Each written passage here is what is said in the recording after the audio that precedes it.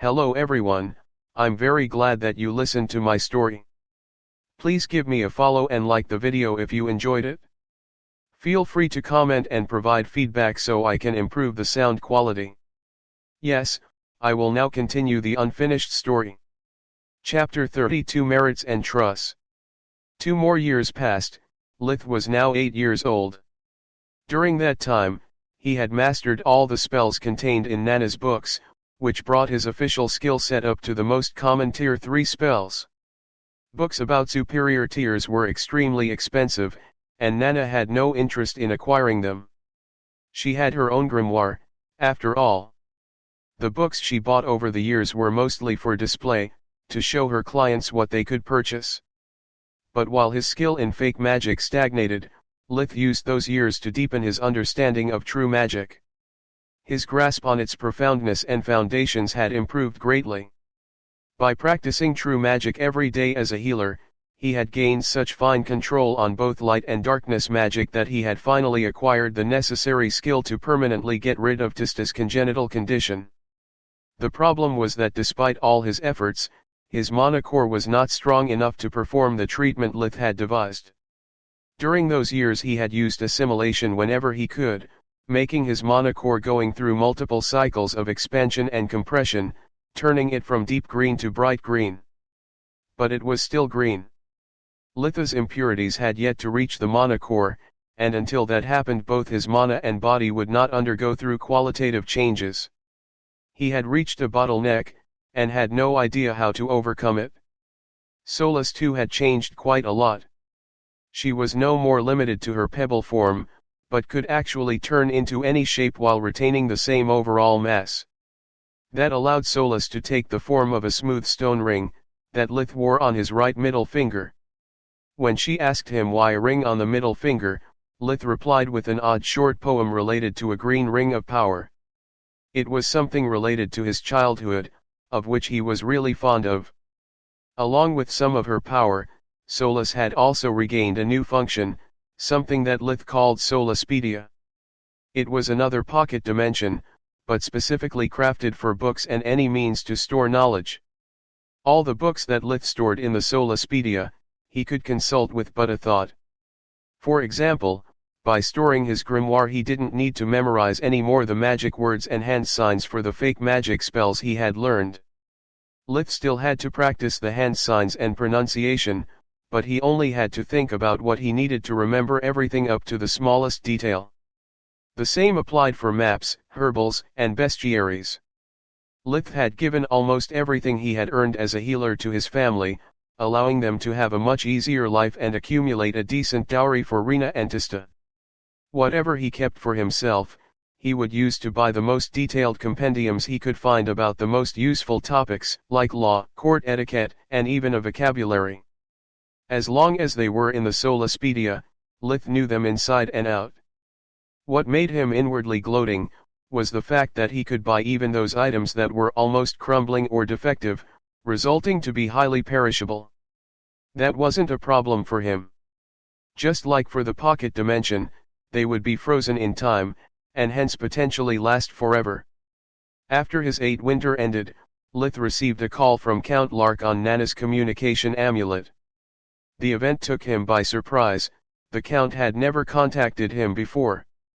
Having had plenty of video calls and job interviews on Discord and Scope back on Earth, he was familiar with that kind of meeting. Lith bowed deeply as a salute, while cupping his fist. "Dear Lith, you are always so polite. No need for all the formalities, you are among friends now." Count Lark had a convivial and friendly demeanor, making him seem more like an uncle calling his nephew rather than a lord. "Count Lark, to what do I owe the pleasure of this call?" Lith looked at Nana, standing beside him, in search for approval. She nodded while staring at the magical hologram of the Count. "You have accumulated quite some merits, I wanted to know if you plan on using some of them." Merits were something that anyone who contributed to the welfare of the kingdom would receive and could be exchanged for privileges or commodities. A convict could have his sentence shortened by serving in the military and earning merits, a farmer could get more land for free, a scholar could get a recommendation for a government job. Merits. Lith was taken aback. I didn't do anything to earn such things. Quite the contrary, dear Lith. Every year I receive hundreds of commendation letters from the farmers and their families, about the outstanding job you are performing as a healer. Since Lith had started to give treatments for half the price to the farmers, they would wait for Nana to leave the village before going to get medical care. Nana knew it and did not care. They still needed her for the emergencies, and the house call extra fees covered whatever profit she may have lost. A letter counts for earning merits? Lith asked, still confused. One letter, no. But dozens, hundreds of letters all about the same person for a prolonged period of time, of course they do. Do you have anything in mind the kingdom can help you with? Lith pondered for a while accessing the law book in Solaspedia. Moreland was suicidal, his family was already stretched thin, and they cannot afford hired help. The kingdom would not trade merits for money, but Lith could still get the next best thing. Do I have enough for my family to be exonerated from taxes this year? Count Lark dropped his monocle from the shock, the mouth ajar. Taxes? Your family still pays taxes? Yes, we are law-abiding citizens, your lordship.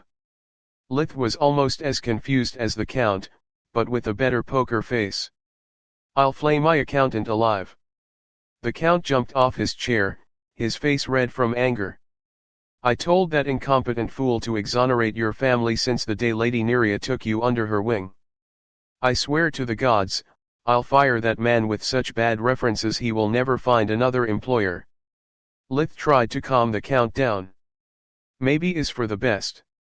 I'd prefer to be exonerated because of my merits, rather than for being a magician in training. The count sat back down, a perplexed expression on his face. Why? The result is the same, and you would get to keep your merits for future needs. It may seem just a matter of semantics but is not. Lith explained. If my family gets exonerated, sooner or later it will come out, and what happens next will depend on the reason why we got it. If it is because of my status, in the eyes of the community it would be an unfair privilege. That could generate envy and grudges, and in such tight community it could prove to be toxic. Help and support from the neighbors are of paramount importance for a farm, and I will not stay there forever. If we get exonerated because of my merits, instead, it would be something that the community has bestowed on me, as a sign of gratitude for my good deeds. Being able to somehow repay their benefactor, would make them feel happy, and prevent them from harboring ill feelings.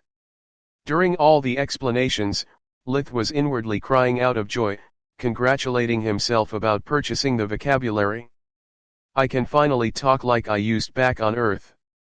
The inability to express myself correctly has always been such a burden. He thought. Magic is indeed the supreme form of art. Count Lark nodded in agreement. Only a magician can be so wise despite being so young. I am honestly impressed. A dragon whelp is still a dragon, after all. Nana chimed in. The boy is not only wise beyond his age, but also is blessed by the light. He is talented enough to have already invented his own light spells. Litha's skill as a healer is almost at the same level I had back at his age, and he even created some cosmetic spell for his sister. She has the fairest skin I have seen in my whole life. This is just between us, of course. Lith was smiling and nodding, but he was actually scared to death. Nana seemed to have seen through some of his deception. Wonderful. Just wonderful. The count jumped off his chair out of joy, losing once again his monocle. Thanks for your trust, Lith. I will keep your secret with me at all costs. After the call ended, Lith stared at Nana, unable to express his questions out loud. She laughed out tauntingly as usual. Don't be so shocked, I'm a mage too, after all. When some of your patients came back for a second opinion, after describing me their injuries, I was bound to discover the truth. Some of those wounds were supposed to be beyond your skill. As for your mother and sister, you just overdid it, Little imp. Whatever you did, made them too gorgeous. I commend you for doing it slowly and over time, but whoever knows a thing or two about magic would suspect something. As for the Count, he too would notice, once Rena first and Tista later take part in the Spring Maiden contest. Or do you think he has acorns instead of eyes? It's better to play it this way. Lark is an honest man, the best noble I have ever met. If he thinks he has your trust, he will do his best to uphold it. You are still his precious pet project, after all. I doubt he would risk to lose everything he has invested so far for such a trivial matter. Lith could do nothing but agree. Master, you do not trust anyone, do you? I barely trust myself. Besides, I am the only one who always fought for my best interests. Lith bowed deeply, his fist cupped. Master, your disciple thanks you for your guidance and help. I will take your words to heart.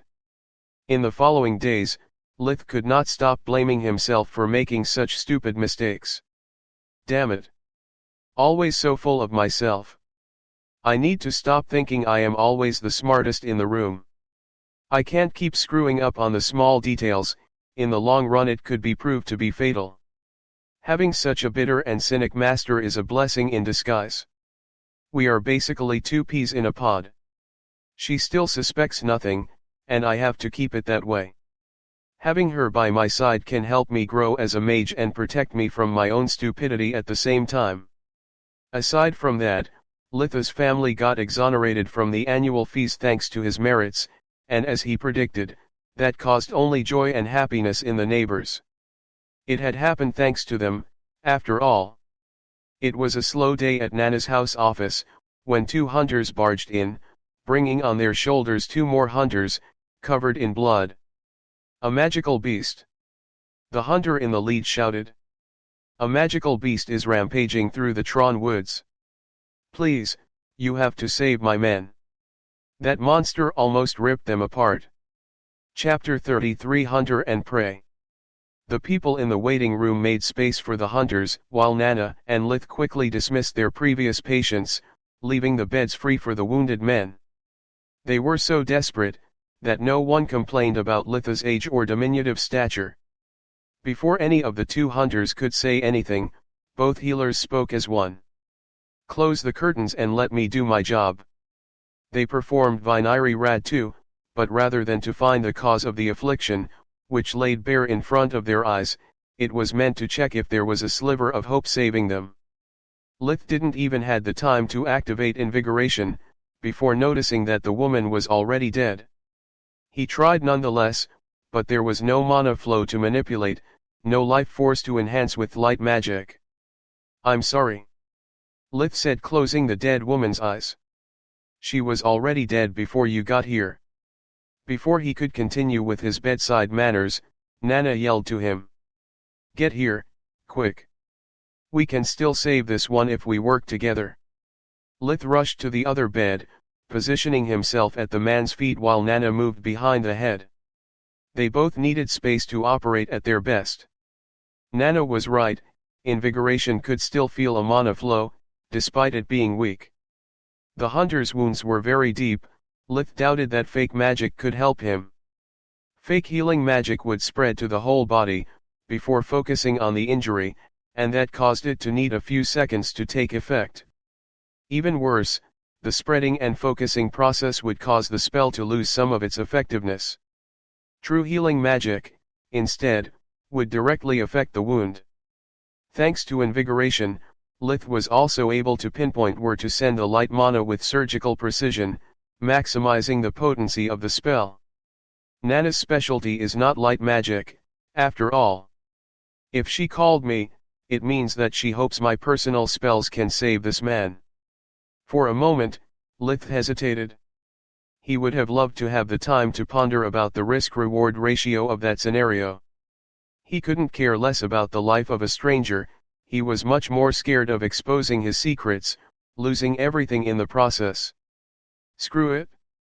Sooner or later I'll have to reveal my spells. I want to believe in Nana and give all this blessed by the light CR*PA go. Play scared, die scared. Lith started performing quick hand signs, mixed with ninja hand seals he remembered from an old movie. He had prepared that choreography since the last conversation with Count Lark. Viniri Iskla. The light magic flowed straight through the hunter's blood vessels, repairing them and stopping the blood loss. With Nana keeping his condition stable, Lith was able to bring the hunter to the point where fake magic could save him. After that, he had to lean against the wall and slide down to the ground. Lith was exhausted.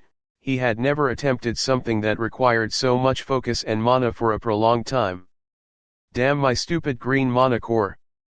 If it was already cyan, maybe I wouldn't be forced to leave halfway through the procedure. Luckily, Nana took all the credit for the success, relieving Lith from any possible questioning about his unknown spell. After taking her 40 copper coins, she warned the hunter's leader. He is alive, but barely. I don't know if he will make it or not. I can't even assure you a full recovery. His injuries were too deep. We did the best that we could. 40 copper coins, almost AF *ing half silver coin, and that's all you have to say? A bunch of ifs and wishful thinking. He yelled. Nana clearly understood that the man wasn't really angry with her or Lith. He still could not accept the loss of one, if not both of his friends. Yet she did not care. When it came to anger, Nana was second to none. She had been the scapegoat for others' misbehavior enough to last for a lifetime. Listen to me, young man, and listen well. I dare you find any village that hosts not one, but 2 healers capable of casting tier 3 spells. If you want certainties, go find Krishna Manohar, the god of healing.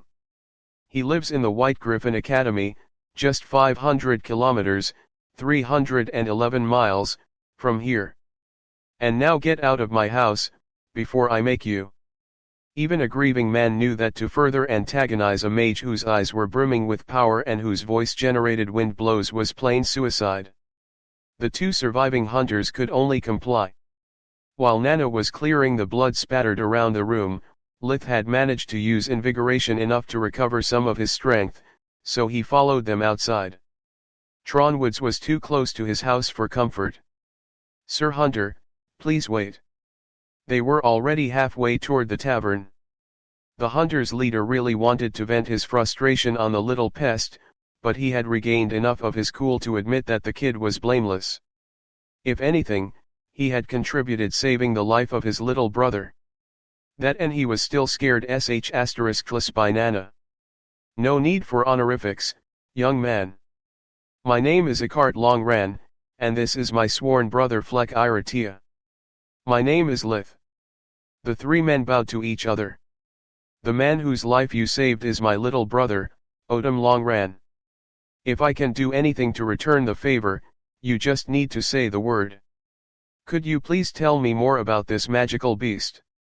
Ikart shivered for a moment, his eyes closed by the fear that memory generated in his heart. But he was a great hunter, who had danced with death countless times. With every passing second, he was recovering both his courage and spirits. It's a huge BYK, do you what it is? According to the bestiary in the Solaspedia, a BYK was a bear that had evolved into a magical beast. They were in tune with earth magic, in rare cases also with fire magic. It all started around a month ago.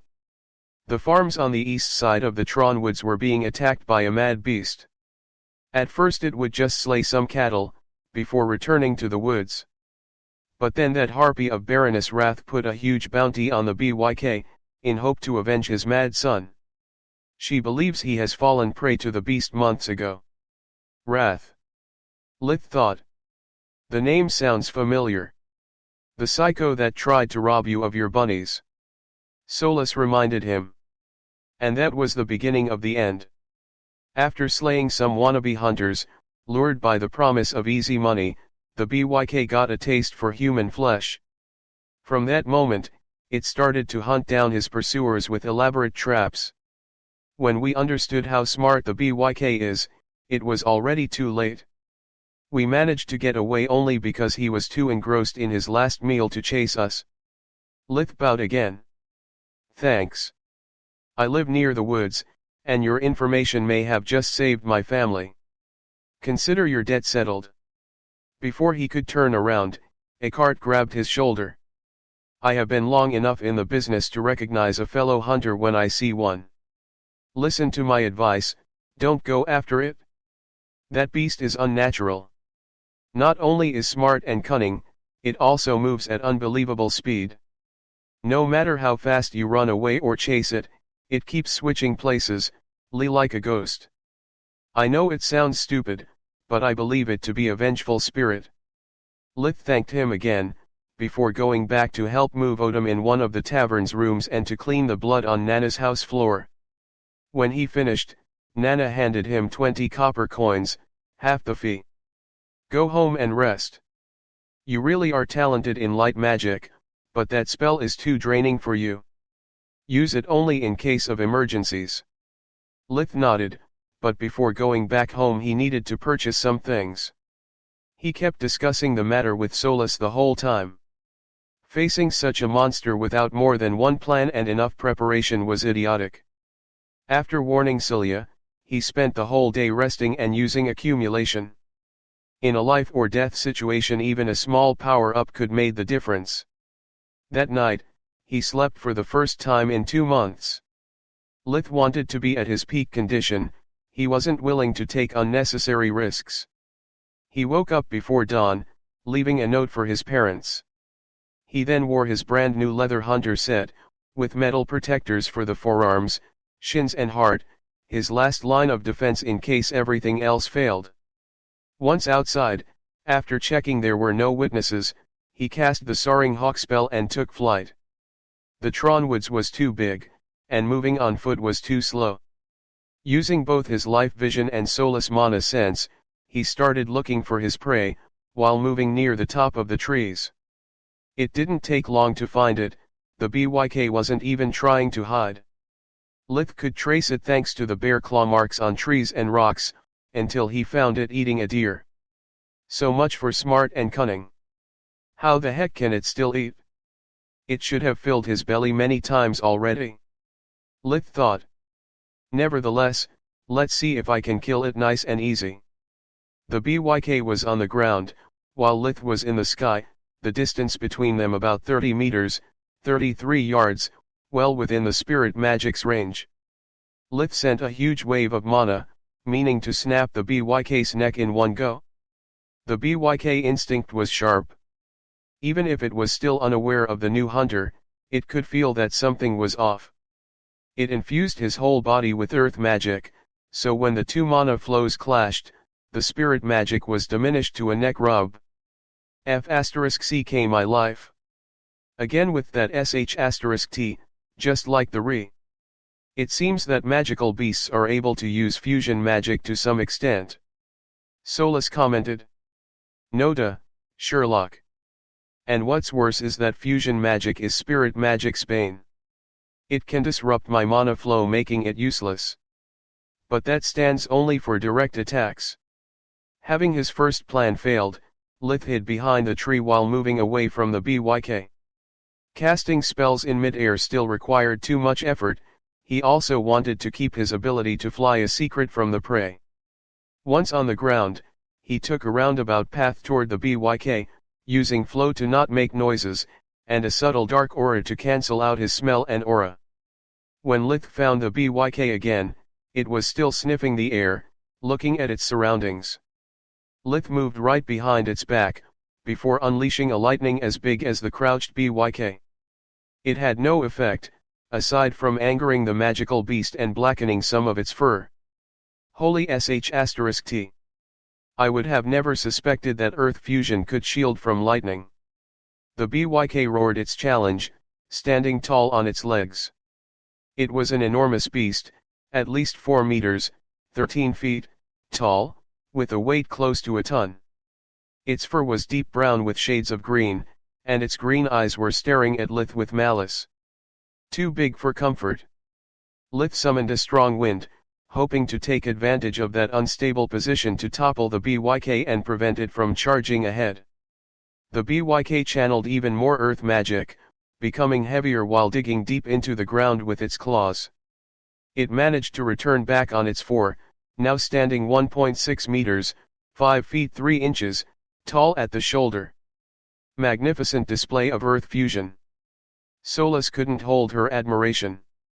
Lith was the same, but much more scared. Yeah, I'm clearly a noob compared to it. Ice spears. Countless spears of ice appeared out of thin air encircling the BYK. Each one was 2 meters, 6 feet 8 inches, long, 10 centimeters, 4 inches, thick and razor sharp. It was Litha's sure kill spell. The spears came down at the same time, like a deadly rain. The BYK didn't seem scared, though.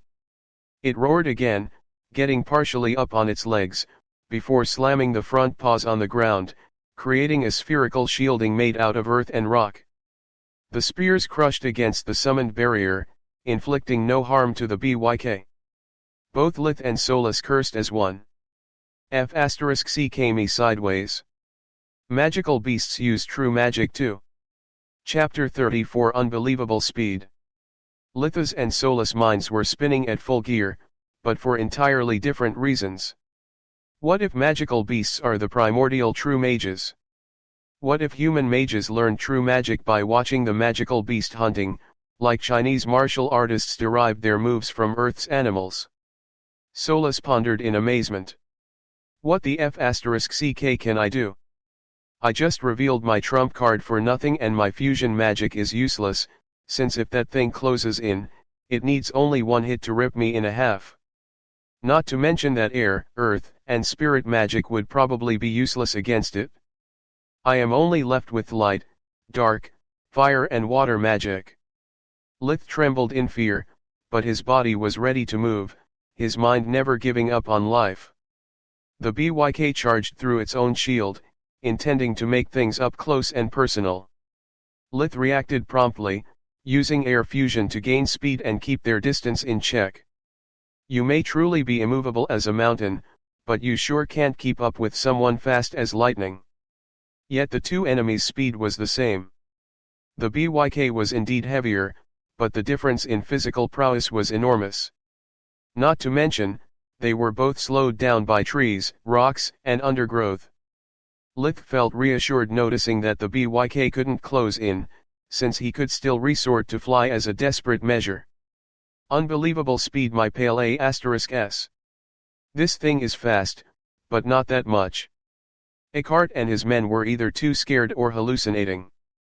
The game of tag went on for a while, with Lith throwing ice spears whenever he could spot an opening, and the BYK using rock projectiles trying to shoot him down. Lith knew that bears weren't supposed to smile, but on the BYK's muzzle he could clearly see a smirk, sometimes even emitting a her sound. Is that a laugh? Is that B***starred actually just having fun? While running, Lith moved the fight to his private clearing. He had finally found a path to victory, but he needed to have both hands and legs free, without worrying about tripping on roots or pebbles. Also, the river Philo flowed nearby, greatly enhancing his water magic. Not having to conjure it anymore, Lith could focus only on the manipulation aspect. The BYK moved forward slowly and triumphantly. It knew the prey was now cornered. In front there was only the raging river, while the BYK was plenty capable of cutting off any other escape route. But soon it noticed that something was off. Not only the smell of fear was gone, the prey had ceased to run, standing firm with the river at his back, watching the BYK's every move with defiant eyes. The BYK slowed down even further, trying to suppress its overbearing bloodlust and looking again at the surroundings. Suddenly it remembered about all those dangerous ice spears, realizing it was a trap. But it was too late, it had already got too close to the river. Tendrils of water grabbed its legs, trying to drag the BYK in the water.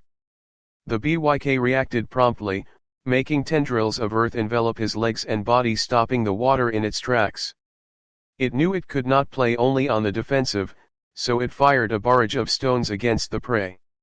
Lith didn't move an inch from his spot, either dodging the rocks, or using his own earth magic to deflect those he could not avoid.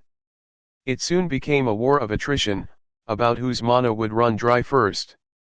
After a few of such exchanges, Lith infused himself with fire and earth magic, performing a roundhouse kick to send a huge stone back to the sender. The BYK didn't miss that anomaly. The prey had never done such a thing, it was clearly a deception. As soon the stone come near enough, the BYK deflected it with a flick of a claw, using earth magic to avoid touching it. That way it noticed that right behind the rock there was a dense black mass, Lith's plague arrow. The BYK followed its instinct, and tried to dodge that slow bullet, but its own tendrils of earth were keeping it stuck in place. Before the BYK could summon any sort of magical protection, the plague arrow had hit his mark straight in its huge chest. Pain started blinding the BYK, that became unable to notice Lith closing in while shooting 6 more plague arrows. The first to the chest, again. The easiest target to enhance the crippling pain. Then he followed striking the 4 limbs once, to prevent the BYK from fighting back. The 6th and last one to the head, almost at point blank, for the kill. It all happened in barely 3 seconds. In that very short lapse of time the standstill had turned into a victory for the prey. And that saved Lith's life that day. As soon as the BYK let out an agonizing cry, a second one, even bigger, came out rushing from the woods. It wasn't fast. There were 2 of them. That's why they could play with the hunters like a cat with a mouse. Lith used air fusion to stay away, keeping the distance the same he previously had with the other BYK. Luckily the second BYK didn't seem interested in pursuing him, and started to lick its partner affectionately. From its size, it should be a male. The only notable difference is that his fur has shades of black instead of green. No wonder the hunters weren't able to tell them apart. Solus observed. You better make use of this time to replenish your mana. We don't know what it's capable of. Lith immediately used the invigorating breathing technique, letting the world energy replenish his lost mana and washing away his fatigue. Thanks to the good night's sleep, invigoration effect was at its peak, and it would not take Lith long to recover. After all, his body was in perfect condition, only his stamina and mana had been consumed during the fight. Filthy human! How dare you kill my spouse? The BYK spoke. Lith had no time to be surprised, so he kept his breathing rhythm steady, aiming to stall as long as he could. Wow, you talk. I didn't know bears could talk. Lowly maggot. I'm not a bear. I'm Irtu, the new king of the woods, and she was my queen, Gerda.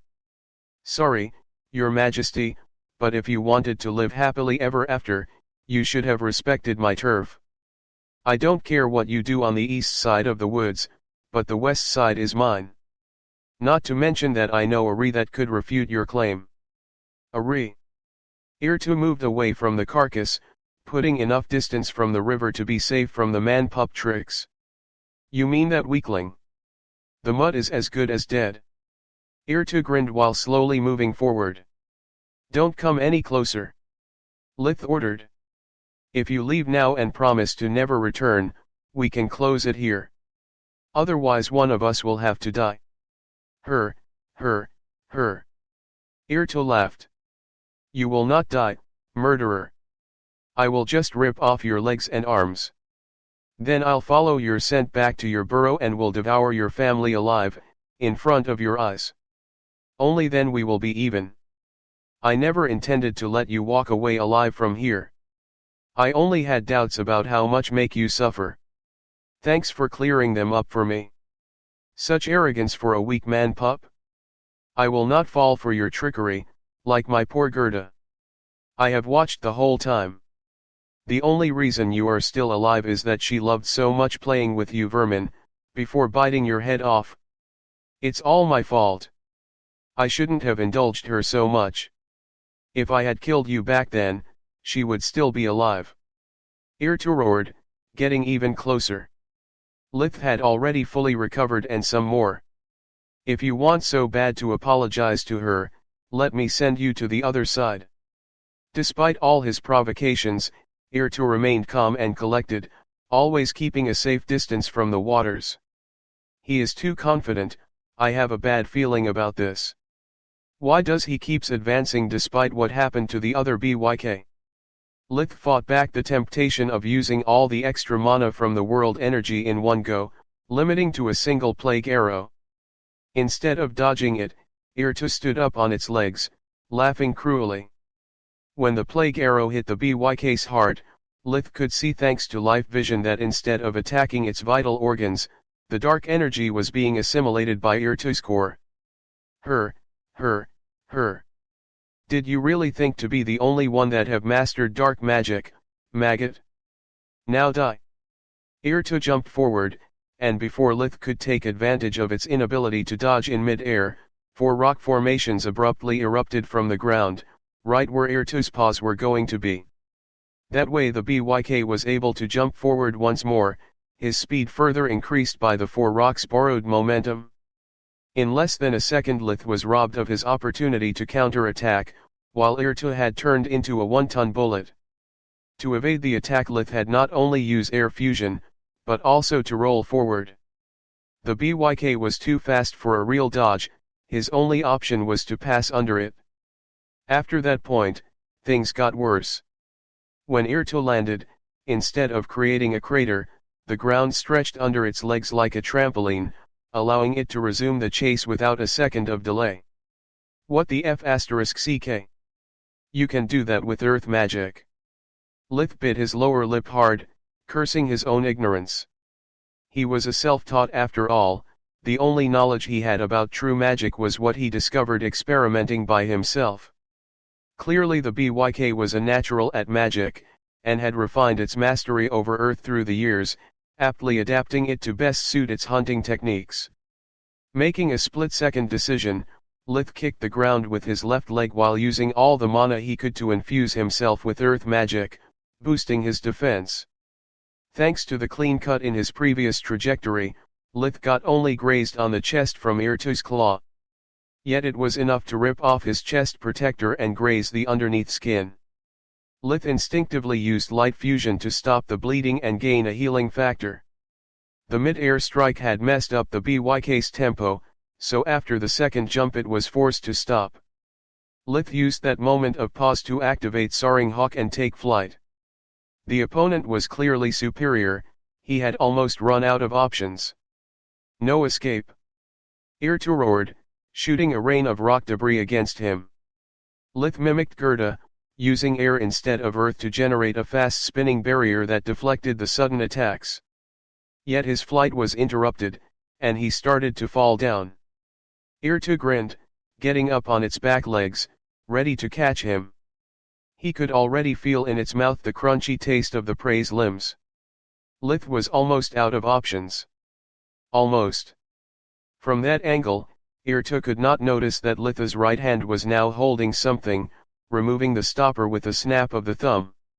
At the last second, Lith stopped in mid-air with float, while the substance in the flask kept falling and hit Irtu right on the head. Suddenly the BYK was blind, his eyes burning like fire. A strong smell inundated his nose, making him sneeze and rendering it unable to sense Lith's presence anymore. When I bought this horrible perfume, my idea was to use it to make a BYK lose my traces in case the worst happened. I never expected being forced to resort to such a gamble. Luckily Irtu does not know about Solace, nor her pocket dimension. The flask materializing out of thin air was something unconceivable for the magical beast, taking it by surprise. Irtu was still roaring in pain, the paws rubbing his eyes, when he got stabbed from all sides. Thanks to the river, Lith's ice spear spell needed just a split second to strike. Lith waved his hands non-stop, sending a barrage of spears until Irtu's corpse was so riddled with holes that he could see through it. And even after that, he sent another one piercing its head, right between the eyes. I always hated how in horror movies no one ever makes sure that the frigging monster is really dead, only to get backstabbed during the credits. You took a huge risk there, pretending to have lost control of the flight spell and going into free fall. Solus had objected to that last-minute contingency plan from the second Lith devised it, deeming it too reckless. What if the BYK impaled you with a rock spear? What if instead of waiting for you to come down, it had jumped to finish you off? That would have been merciful. Irtu was too cruel to do such thing. Lith replied without hesitation. It wanted me to feel despair and helplessness, to be conscious while it ripped me apart. In some ways we were quite similar, both hell-bent on revenge and inflicting pain to our enemies. The only difference between us, is that I would never allow my bloodlust to drive me crazy. Gerda and Irtu were a threat to my family. That's the only reason I came here. I prefer giving my enemies a painless death, even making Irtu's pelt worthless, rather than taking the smallest risk that they could harm one hair of my beloved ones. Lith had just collected the two magical beasts' carcasses inside the pocket dimension, when his body started trembling in pain. A familiar hot sensation rising from his monocore. Chapter 35 Prizes. Not here, not now. Lith inwardly screamed. Until it's over, I will be a sitting duck. He knew that it was impossible to hold back the impurities refining process until he was back home. He had no choice but to offer no resistance, making it as fast and painless as possible. Soon, black ooze started being excreted from all his pores and orifices. Litha's eyes and throat were burning from the nasty feeling the impurities inflicted on their way out. Lith felt like a river of bile was coming out of his body. When it finally ended, he was kneeling, hands on the ground. A huge puddle of the tar-like substance was below him, tainting the air with its putrid smell. Congratulations on evolving your monocore to deep cyan. Solus' voice was full of joy. You also should have lost at least a kilogram or two, 2.2 or 4.4 pounds, judging from how much impurities you expelled this time. I can already feel the quality of your mana flow improving. My meals have never been so tasty. Deep cyan. Lith coughed up some impurities that got stuck in his throat. All these years, the hard work, even risking my life against not one but two consecutive magical beasts, just for the worst cyan core possible. He couldn't help but feel depressed and frustrated. I'm still below Nana's level, and she was born with that core. If she practiced my breathing techniques, there's no telling how strong she would be. She could probably already topple mountains and split the sea. With a pulse of dark magic, he banished all the impurities into nothingness. Look at the bright side. Thanks to the breakthrough, you should finally be able curing Tista. Isn't that what you wanted from the beginning? Solus tried to console him the best that she could. At that thought, Litha's mood lightened up immediately. You are damn right. Sometimes I am just a self-centered shoal. Sometimes. Solus sarcastically remarked. Okay, fine. Most of the times I let my hunger for power get the best of me. Happy now. Despite having yet to use invigoration, Lith could already perceive the world around him more vividly than ever. The colors, the smells, the sounds, everything was different. It was like being born again and experiencing the world for the first time. Still feeling lightheaded, he splashed the river's cold water on his face, trying to regain his focus. Suddenly, Lith could feel a shiver on the back of his head, his neck hair suddenly standing up. Lith abruptly jumped back on his feet, turning around to discover that a Ree, the very same Ree from 2 years ago, was silently walking toward him. It had become bigger, its height at the withers reaching 1.6 meters, 5 feet 6 inches, and its red fur had gained shades of white, dancing in the sunlight like a wildfire. Just trying the soaring hawk spell almost made Lith faint, so he was forced to cancel it while using Invigorate to regain his strength once again. Yet Litha's monocore was still unstable after the evolution process, and therefore unable to assimilate more world energy. F***ck my life. I can only escape on foot. Sniffing his stress and fear, the Ree spoke up. Fear not, Scourge, I mean no harm. On the contrary, I have come to give you my thanks. It was my duty stopping Irtu and Gerda, but you managed to precede me. It threw a magnificent deer he was carrying on its back at Litha's feet. Both the skin and the antlers were in perfect conditions, aside from a single bite mark on the neck, where it had been cleanly broken. I noticed you humans prefer them like this, since after eating the meat you can exchange the rest for those things you call money.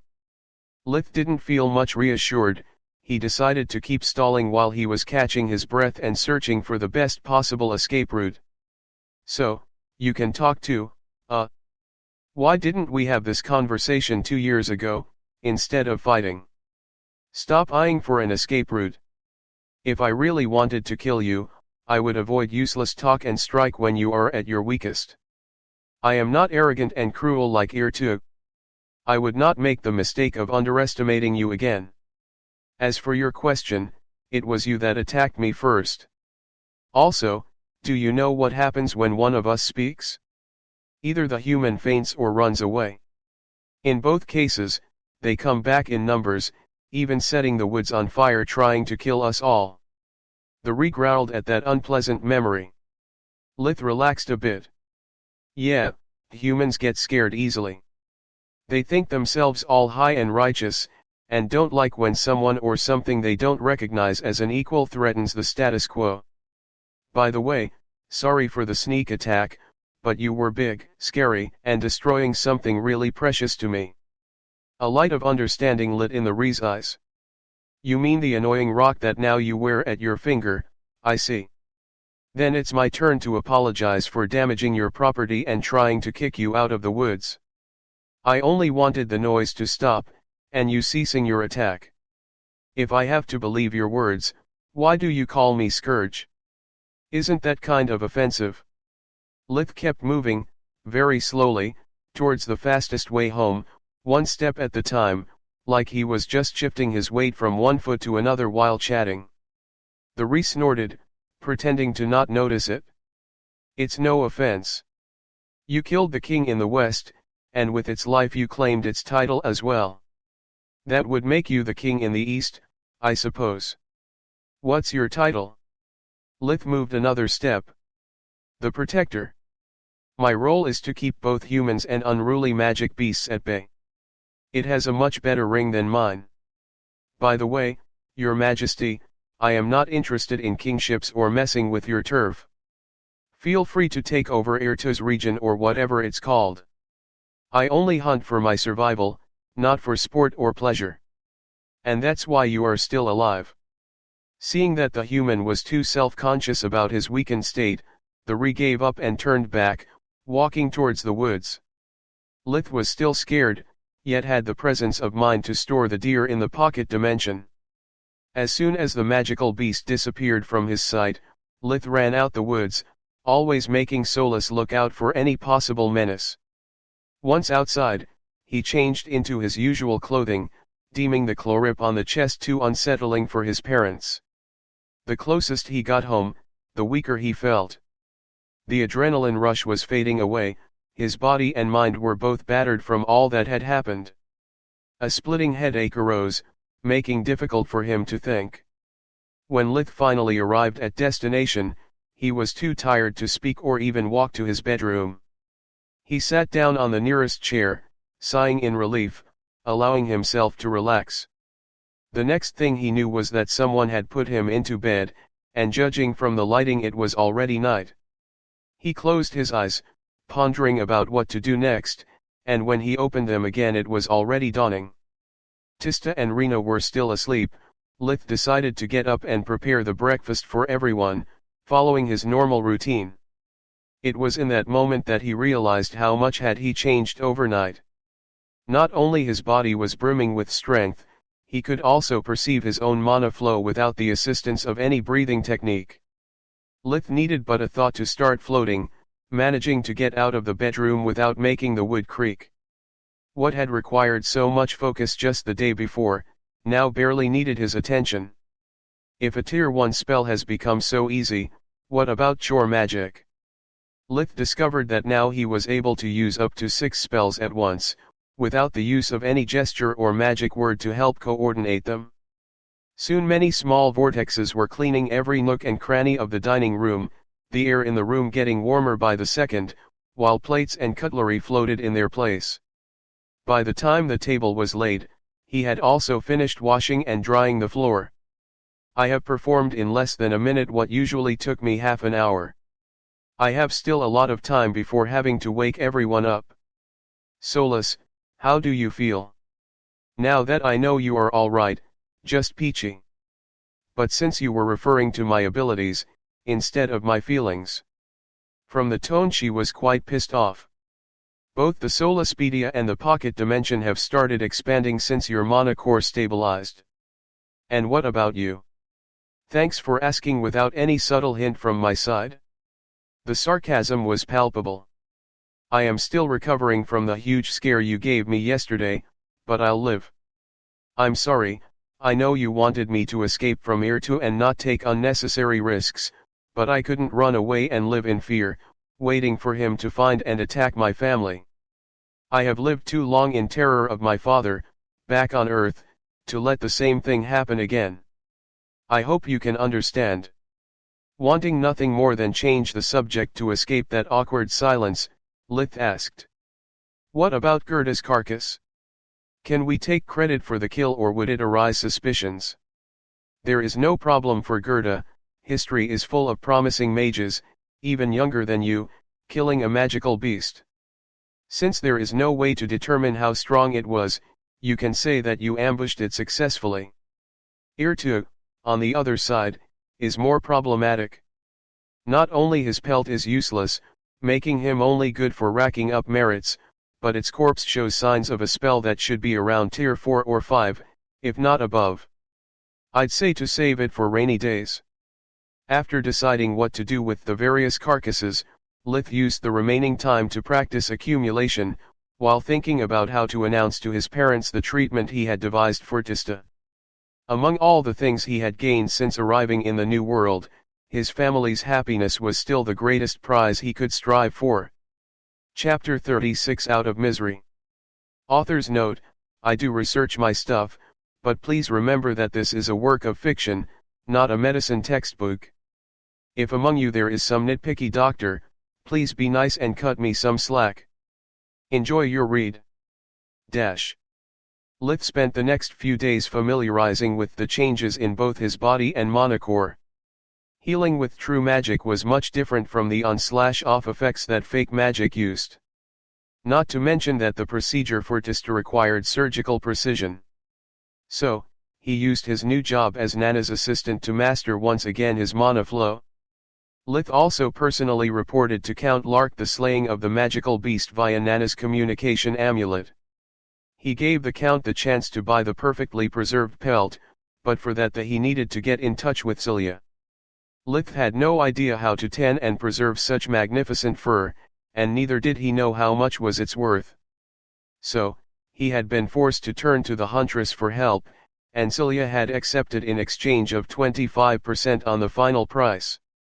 The same fate befell the deer carcass.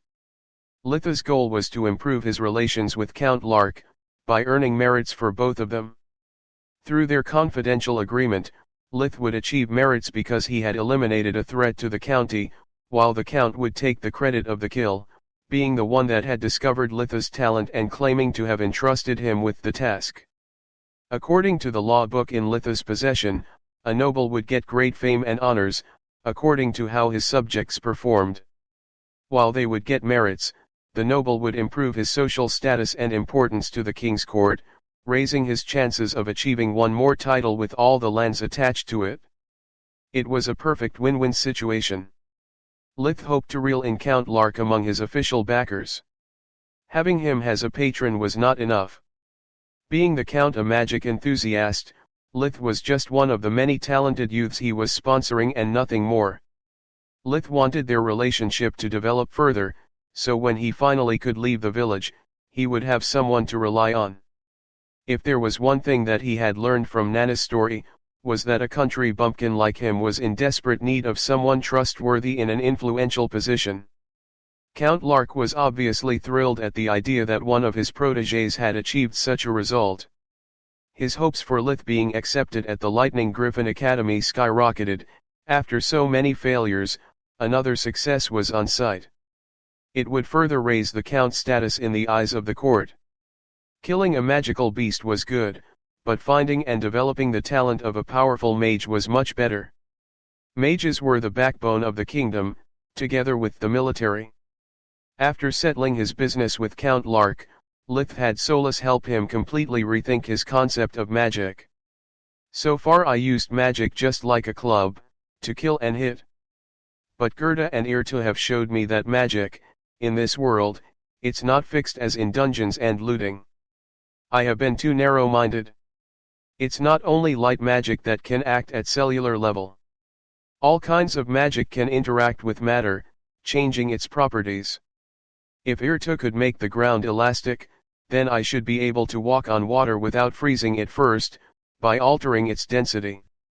I need more advanced spellbooks to understand magic's limits. It's no wonder that Magi's talent increases exponentially after discovering true magic. Not only they start with a better core than mine, so they can refine it to further heights, but they also become capable of replicating every single spell they saw until that point. While inventing a new spell takes a lot of time for a fake mage, finding the right balance between hand signs and magic words to obtain the desired effect, a true mage just needs to understand the underlying principles behind a spell to perform it. Thanks to his battle with the magical beasts, Lith was able to quickly develop new spells, by either imitating their tactics or experimenting by himself.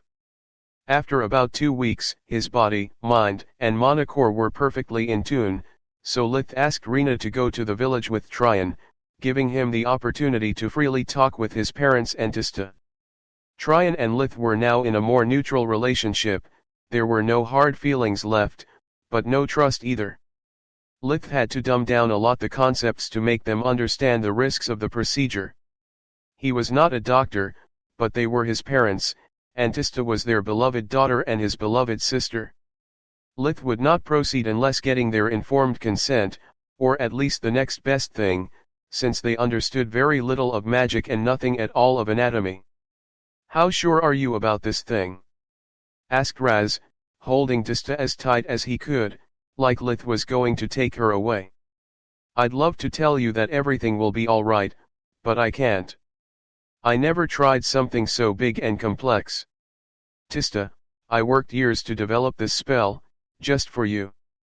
The only thing that I can promise, is that I will give my best.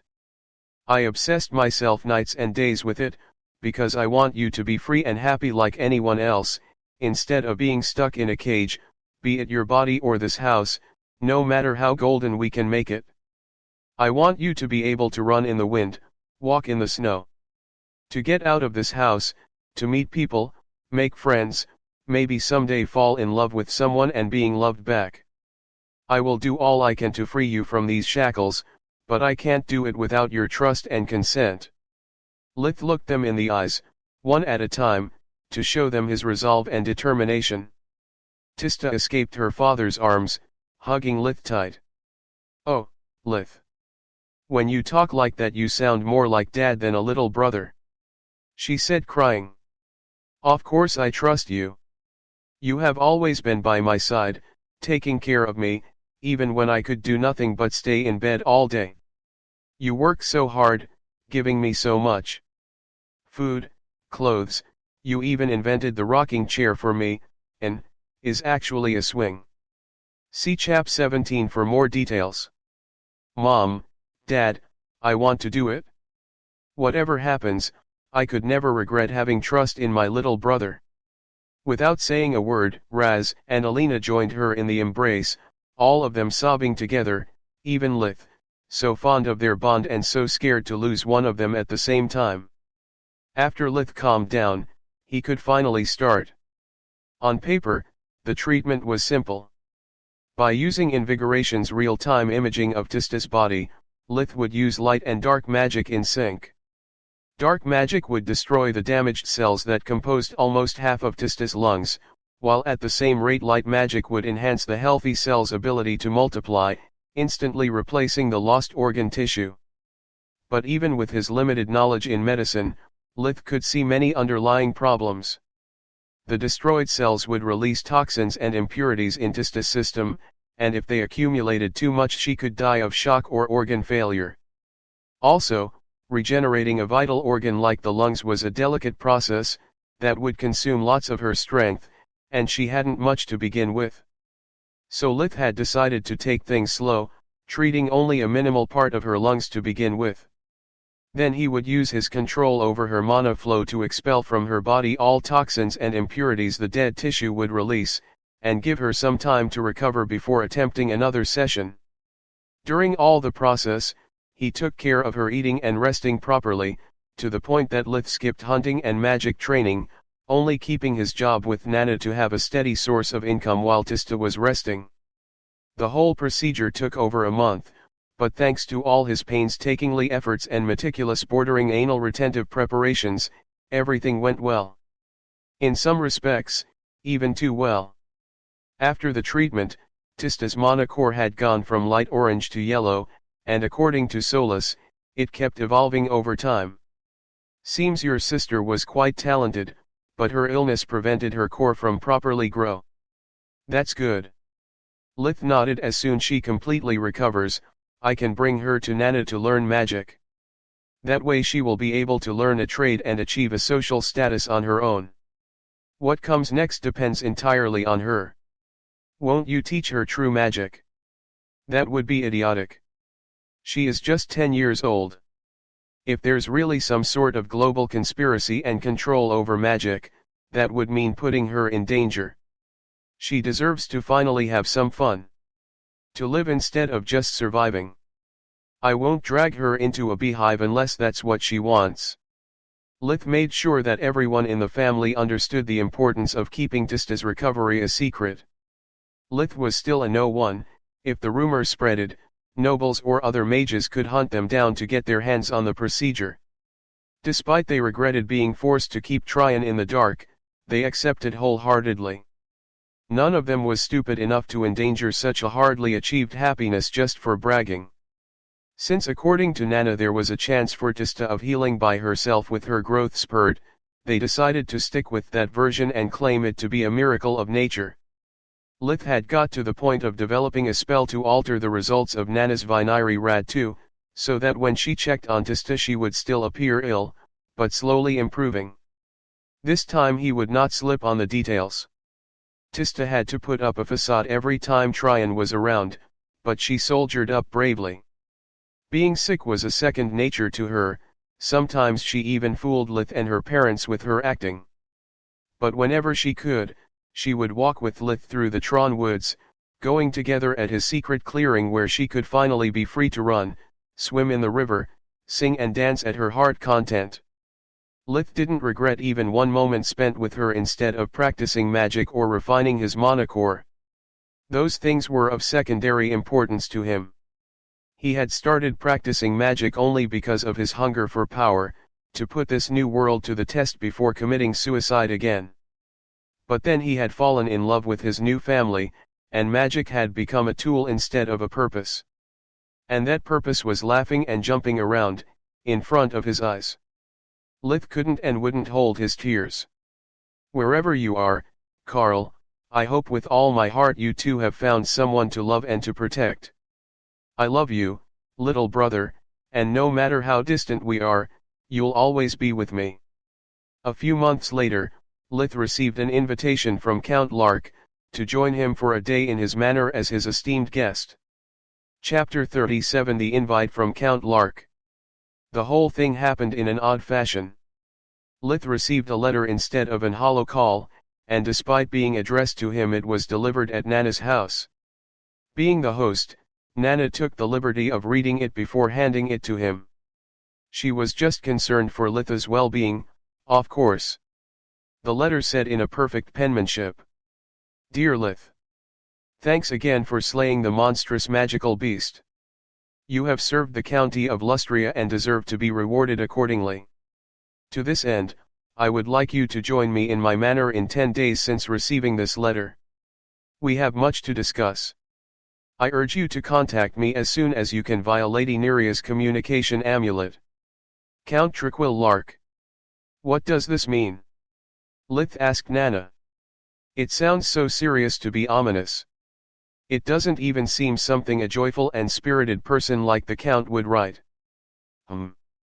Nana nodded, eager to avoid the outrageous accusation of being nosy. I can smell good news and bad news. The good news is that isn't anything serious. Despite the somber tone, worthy of a payment order, Lark used a letter. This means it's nothing urgent or important, since he could afford to wait for the delivery and the reply. The bad news is that all the above stinks of formality and etiquette. I fear that you are in for a whole day of boredom, while attending all the official business regarding your prizes and whatnot. As I always say, little imp, no good deed goes unpunished. That's my line. Lith inwardly screamed. Not only you open my mail, you even steal my shtick. Even the following holo call was awkward. Count Lark was uncharacteristically calm and composed, managing to not make any question about magic to Lith, nor losing his monocle, not even once. After hearing that Lith had accepted his invite, he stated that his personal tailor would stop by later to take Litha's measurements, and that he would send his stagecoach on the set date, 1 hour after dawn in front of Nana's house. Then, the Count politely but promptly ended the call, saying he had many things to attend. For Lith was like talking to a complete stranger. The tailor arrived less than an hour later. He didn't give Lith any mean look or nasty remark. On the contrary, he somehow recognized him at the first glance, complimenting him for his height. Despite being only 8 years and a half, Lith was already over 1 meter and 35 centimeters, 4 feet 6 inches, high, and in the county of Lustria any man above 1.75 meters, 5 feet 9 inches, was considered tall. Keep growing up so fast and soon you'll be as tall as the Count, young man. After the man left, Nana whistled in surprise. Good gods, I know him. That's the tailor that personally prepared the dresses for the Larks family. It's even worse than I thought. This occasion must be something really big, like being invited to a ball kind of big. This is one of those rare moments when I'm happy not being part of high society anymore. Prepare yourself for long awkward silences, insufferable small talk and being showed around like some kind of exotic beast. Lith spent the next 10 days in his usual routine. Obsessing about Nana's words was pointless, since he had already taken those things in consideration when he decided to tighten his relationship with the Count. Except dancing, of course. Lith had always hated dancing, even back on Earth, mostly because of his 2 left feet. But even that wouldn't worry him much. There was no way for him learning courts dances in so little time. Even if he managed to find a book about it and added it to Solaspedia, knowing was not doing, he would still need to practice. He could only suck it up and endure. When the fated day came, a luxurious stagecoach stopped in front of Nana's house. It was all white, with the decors painted gold, drawn by 4 snow-white stallions. A valet descended, bowing to Lith before giving him a small wooden box. My lord, would like you to change into your new outfit, before getting into the stagecoach, good sir. So much respect was dumbfounding for Lith, so he bowed back without a word, before going into Nana's living quarters to change. He came out wearing deep blue velvet pants over hard leather shoes, a snow-white silk shirt and a blazer matching with the pants, with the Count's family crest gold embroidered over his heart. Holy sh*t. I'm probably wearing more money than my family's farm is worth. Judging from the crest, I guess Nana was right. He is going to introduce me to someone, and he needs that someone to know who I belong to. Lith was alone on the stagecoach. After opening the door for him, the valet went sitting beside the coachman. The ride lasted over half an hour, despite the horse's remarkable speed. Having nothing to do, Lith spent the whole time using accumulation. His deep cyan monocore had yet to change by even a shade, it definitely needed more work. When the stagecoach finally stopped, Lith looked out of the window, only to discover they were just at the gates of the estate. Two fully armed soldiers talked to the coachman, inspecting inside, above and below the stagecoach before letting them pass. Going at full speed, armed to the teeth guards, a full check on the coach. Maybe Nana was wrong, this looks more pressing by the second. Once inside the gate, and beyond the high grey walls, the stagecoach slowed down, allowing Lith to take in the full manor view. The park around the manor extended as far as the eye could see. The air smelled of cut grass, flower beds, and finely trimmed bushes adorned the cobblestone paths that went across all the park. Halfway between the gate and the manor, there was a plaza, surrounded by benches, and at his center a huge pedestal with a marble statue of someone that Lith assumed had to be either the first Count Lark, or an ancestor of which they were proud of. The manor itself was bigger than he had imagined, extending for at least 3,000 square meters, 3,588 square yards, divided into a main building, a left and a right wing forming a reversed U-shape. It took almost 5 more minutes to actually get to the manor's entrance. The more he looked around, the more he could feel something was amiss. One of the greatest changes happened after Litha's monocore evolved to cyan, was that alongside his 5 senses, also his instinct had greatly improved. He was able to sense hidden dangers, like with the and to more easily grasp someone's real demeanor and intentions. So, he didn't miss that there were 2 little servants around, and those few he managed to spot had all a tense expression. A butler in a white and deep blue livery welcomed him with a deep bow.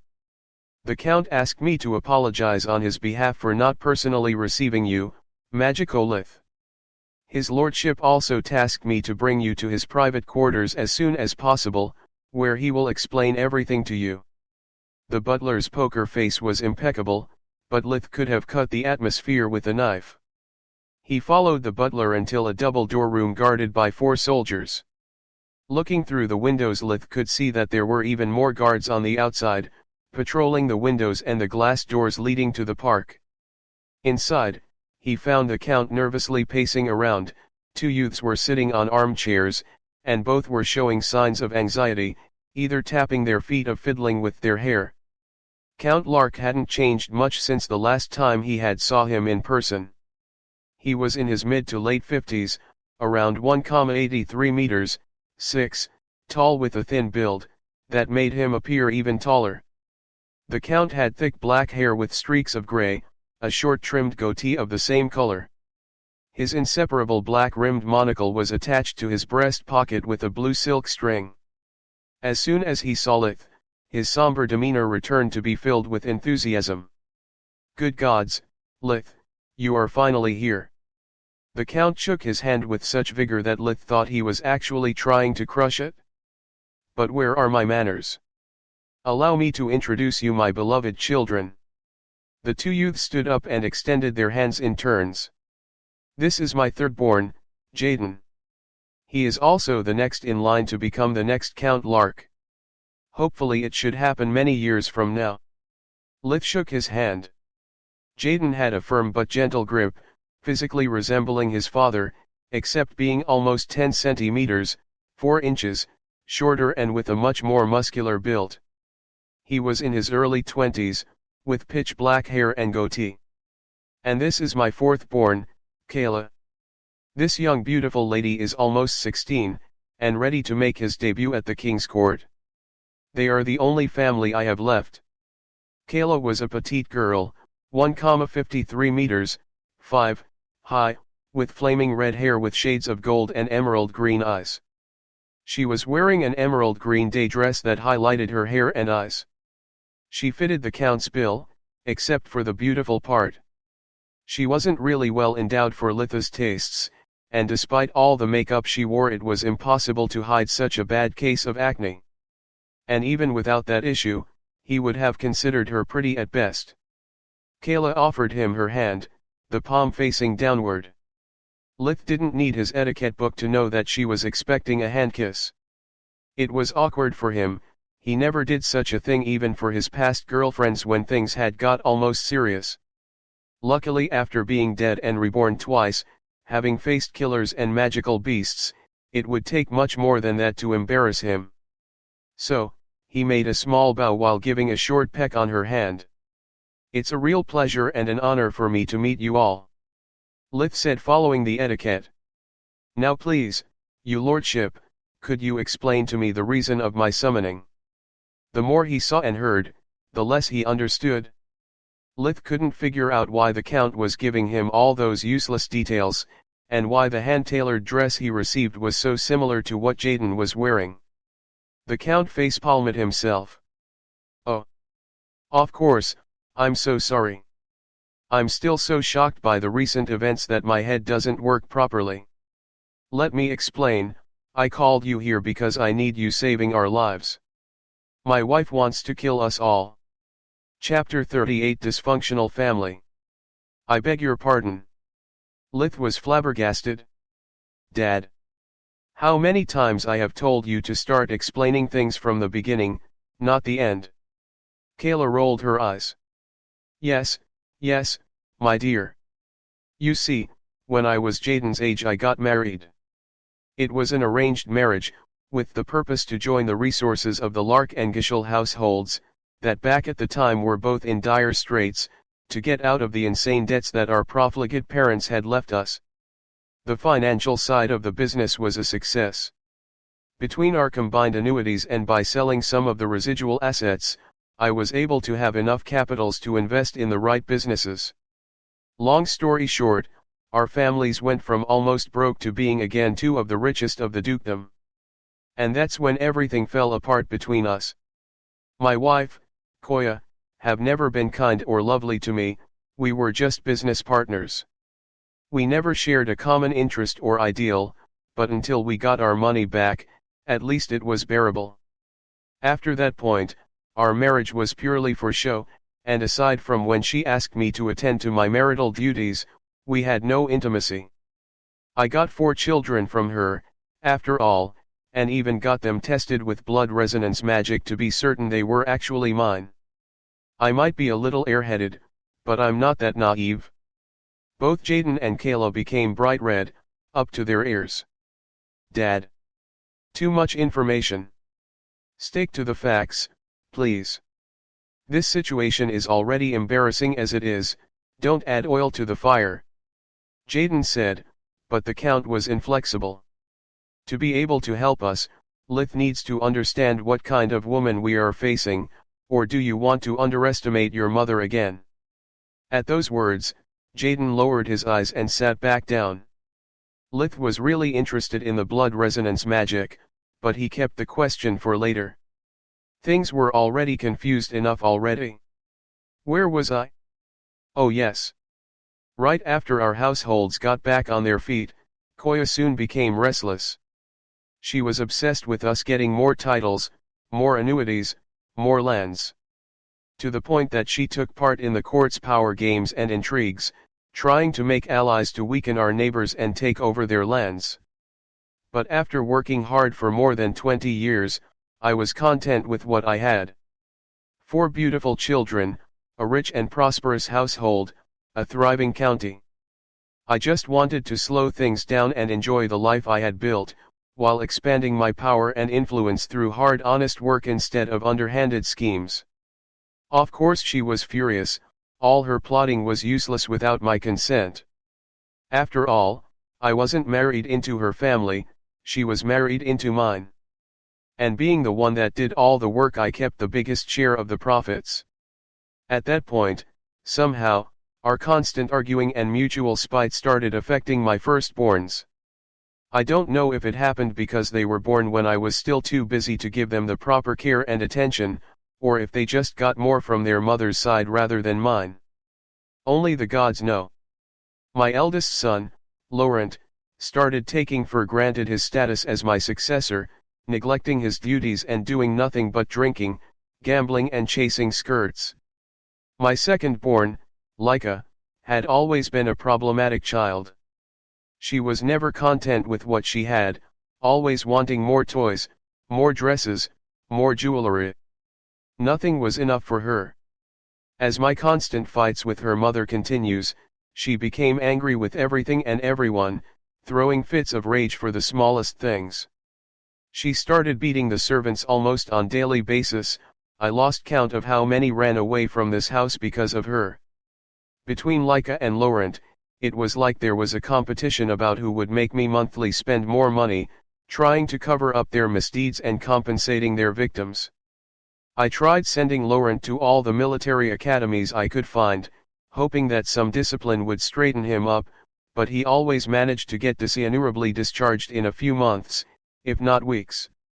My last resort was giving him the position of responsibility in the household, but he would either not attend at all, or show up dead drunk.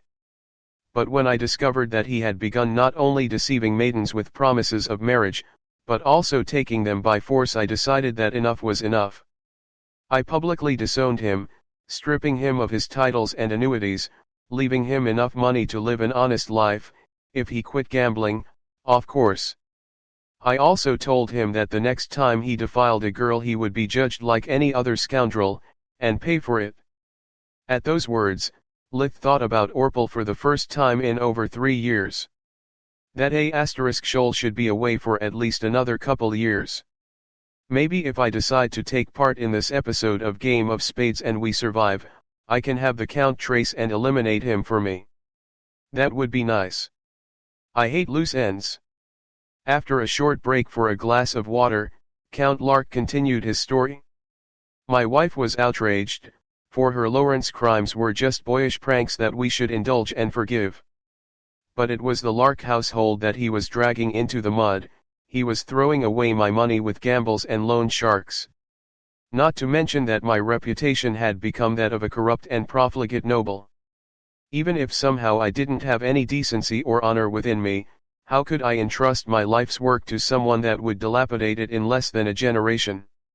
Have I ever told you why I appreciate magic so much? It's because mages and nobles are so similar and yet so different. They both hold a power that allows them to destroy or save lives with a single word, to influence their surrounding just by being there. I consider magic superior, because a mage's might come from study and discipline, and that means that he knows and understands the values of his power and the consequences of his actions. Nobles, instead, get that power as a birthright. They take it for granted, and some live their whole lives considering perfectly natural for them to be superior, a higher existence. That's why so many of us end up abusing our status and authority. But I digress. After expelling Laurent from the family, Koya wouldn't listen to reason, and neither would Leica. She really loved her brother, and after he was kicked out, she became even more angry and violent. The Count's eyes turned watery. He had to remove his monocle to rub them with a handkerchief. Have you ever heard about all those stories about nobles killing and maiming commoners for trivial reasons? Well, she turned out to be the living embodiment of all those stories, and when I discovered what she had done, the body count was already over a dozen. I had no choice but to disown her too, pleading the king for mercy and losing a lot of my accumulated merits in the process. Despite everything, she is still my daughter. My wife was brought to the brink of insanity, saying that it was all my fault, and so she left the house for good, returning to the Gischels. At first, I thought that being apart would allow her to regain her senses and come back. After a while, though, I really enjoyed the peace and quiet, and hoped she would never return. But then I discovered that she had brought with her our disowned sons, breaching my trust with a blatant flaunting of the king's law. At that point, I applied for the marriage to be annulled, otherwise after my death she could reinstate them as family members, if not even as heirs to the county. The annulment process would take a while, but I was certain to have settled that matter. In the following weeks, I started to feel weak and feverish, and despite all Genon's assurances, my personal magician, I could tell that something was wrong. No cold ever felt like that or lasted so long. So I started skipping my meals in secret, eating only fruits that I picked up myself, and guess what? My symptoms faded away. Only then I remembered that Jenan was from my wife's side of the family. She had hired him personally, and so she did for more than half our staff. After firing everyone she had brought in the house, I hoped to be finally safe, but then even Kayla and Jaden fell ill. I would have never imagined she would harm her own children, just for not agreeing with her. At that point I was in dire need of a magical aid, but who could I trust? Competent magicians are hard to find, and at this point I don't trust anyone anymore. Who knows who may actually be sent by my wife or one of her associates. That's when I sent you the letter with the help of my personal secretary, a man that I know and trust from decades. I couldn't call for Lady Neria's help. Without her the whole district of Lucia would fall apart, not to mention it would be a sign of weakness. Who would entrust a county to a man incapable of managing his own house? Nana have more than once assured me that your healing skills are on par with hers, and having killed a magical beast, I'm pretty confident that you are already more competent than Jenan, who graduated in a minor academy only thanks to his father's money. Lith closed his eyes, trying to assimilate all that information at once to decide his next course of action. F***ck. I'm in a dead end. He thought. If I say no and he survives, I'll lose everything I built so far. If I refuse and he dies, not only all my efforts for making him into my backer will be for naught, but this wannabe Circe strikes me like someone that after getting rid of her husband, will wipe clean all traces of his existence, and that includes me. Unless she is deaf, blind, and dumb, she is bound to know how much the Count has invested in me. That puts all my family in danger. And I definitely don't want this Laurent guy come any close to my mother and sisters. Feeling cornered, he had only one doubt. I consider myself a good healer and hunter, your lordship, but I don't see how can I help, except by keeping you safe and healthy for the time being, of course. But that would be just stalling for time. If you don't have a way to make your wife yield, it could go on for years. No, rest assured that it won't. As soon as the marriage is annulled, she will not be able to make demands anymore about the Lark household. Unless I am sorely mistaken, by that time she will be knee-deep in troubles caused by our disowned sons and for violating the king's law by bringing them into her family despite being marked as a living shame. Her only way out is to get rid of me, Kayla and Jaden, to make my will null and void, remain the only inheritor alive and restore Laurent and Koya status. I just need you to keep us alive until the king signs the annulment documents. Litha's mind was spinning at full gear, consulting with Solus to make sure to keep all his bases covered. That can be done. But I have some demands that I would like your lordship to agree with before accepting. From their expression, it was clear they didn't expect such request, yet the Count nodded without hesitation. To be able to protect you, I need to move inside you house until the matter is resolved, right? But of course. That's why you wear the family colors and crest. That dress identifies you with one of my personal aides, second in authority only to me and my children. Good to know, Lith thought. That explains why me and Jaden have almost matching clothes. And I am deeply honored for it, but if I agree to help you, your wife could target my family too in retaliation. If I move in, I might need for them to come along, for their safety, and someone has to take care of the farm, or they will have nothing to return to. Count Lark facepalmed himself. Olith, I'm so sorry for doubting your loyalty. For a moment I thought you were going to refuse. You are right, I missed this possibility. I will make them come here as soon as possible, they will be my honored guests as well. I will send my sharecroppers to tend to your farm until everything is settled. Anything else? Yes. I need free reign within your household. If your wife still has insiders, if not spies still here, I will need to resort to unpleasant means to sort them out. We cannot expect them to confess out of the goodness of their hearts. Count Lark took out a handkerchief, cleaning his already shiny monocle to ease his nerves. Do you mean torture and interrogations? Do we really need to resort to that? As a last resort, but yes. Desperate times call for desperate measures. But it should not be necessary, I can easily disguise as your guest while keeping a low profile. After all, no one knows who I am, except the butler. The Count started coughing up loudly. Jaden and Kayla looked at each other, before turning towards Lith. Actually, everyone knows who you are, Jaden said with an awkward smile. Well, but that doesn't mean they know what I am capable of. When he saw them exchanging another look, while the Count kept coughing non-stop, Lith felt compelled to ask, they don't, right? Kayla cleared her throat before standing up, prompting him to follow her. A picture is worth more than 1,000 words. I think you need to see how you are depicted in the painting hall. Chapter 39, Setting up the board. How I am what? Lith yelled, having lost his cool for a second. Now it was the Count's turn to become red up to his ears. Lith followed Kayla, resisting the urge to demand for her to move faster. All that situation had come completely unexpected, and was heavily weighing on his mind.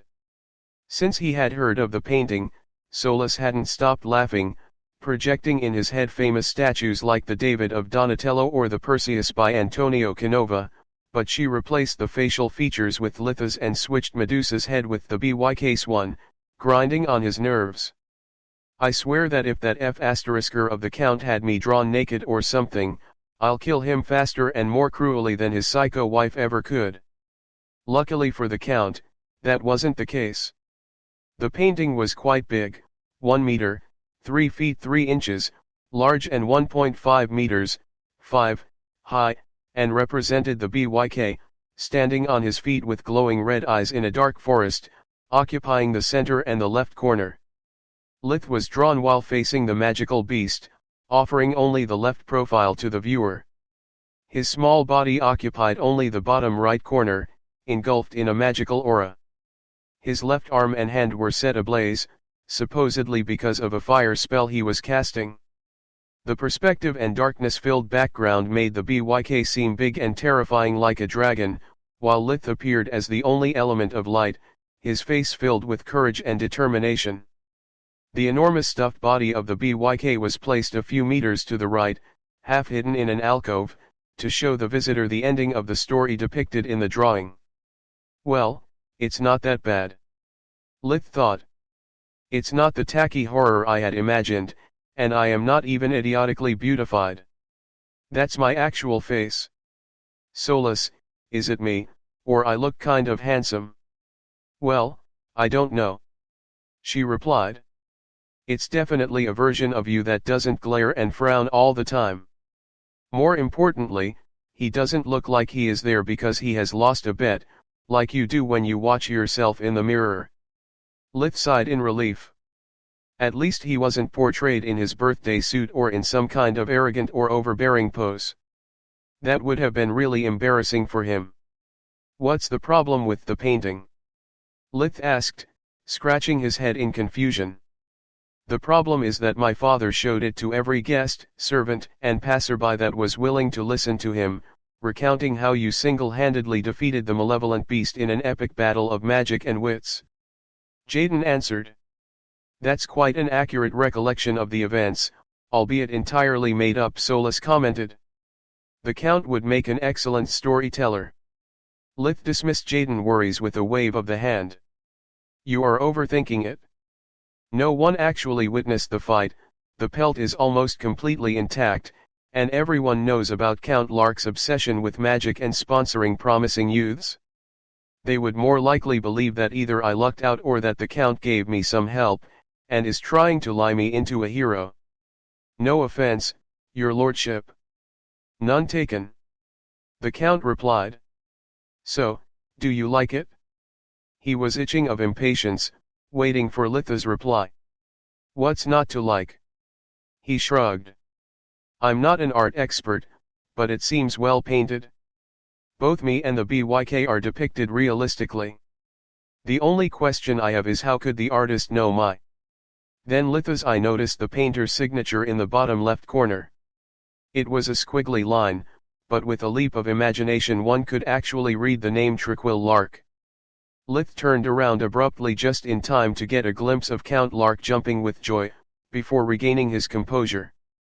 Having cleared that issue, they silently returned to the Count's private quarters, before resuming their conversation. Lith pretended to be casting a fake magic spell, while actually casting his hush spell. It would create a spherical air vortex that would make eavesdropping by conventional means impossible, by distorting the sounds coming out of the room. That will prevent anyone from listening. As I was saying, taking everything in account, no one would actually believe such a story. Of course, the fact that everyone knows my face complicates things, but a covert operation is still feasible. For how I see it, we have two options. Option 1, I pretend to not live up to what the Count said up until this point and act like a half-baked magician. This will give the enemies inside and outside the house the confidence to carry on with their plans, like I am not even here. It should make easier to capture whoever tried to poison you, but it also means that the assassin will embolden and attack more often. Consider that such person or persons could be a small fish, hence even eliminating him/her would do us no good, they would be easily replaceable. Option 2, I play it big and loud, confirming all the rumors about me.